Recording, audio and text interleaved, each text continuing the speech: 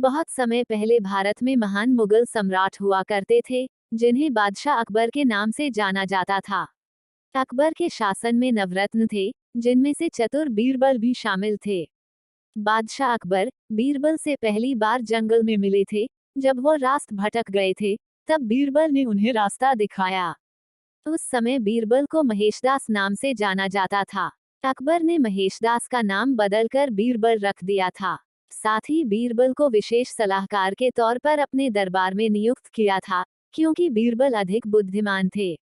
वो अपने ज्ञान और चतुराई से हर सवाल और उलझन का हल निकाल दिया करते थे। बीरबल बेहद कम समय में महाराजा अकबर के चहेते सलाहकार बन गए थे। इस बात से उनके सभा के अन्य मंत्री और महामंत्री बीरबल से जला करते थे। यह जलन उनके साले मानसिंह को भी थी।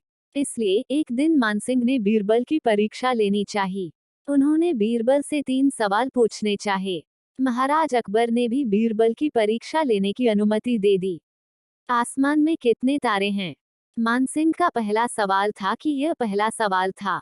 यह सवाल सुनकर बीरबल से जलने वाले अन्य दरबारियों को खुशी होने लगी। महाराजा अकबर भी सोचने लगे कि क्या बीरबल इसका जवाब दे पाएंगे। बीरबल ने मुस्कुराते हुए कहा, इसका जवाब तो बहुत ही आसान है, और दरबार में एक भेड़ को लाकर कहा, जितने इस भेड़ में बाल हैं, उतने ही आसमान में तारे हैं।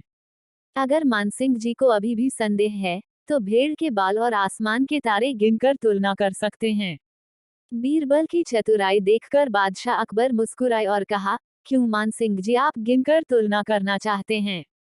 धरती का केंद्र कहाँ है? मानसिंह का अगला सवाल सुनकर बीरबल ने तुरंत जवाब दिया, जहां आप खड़े हैं, वही धरती का केंद्र है।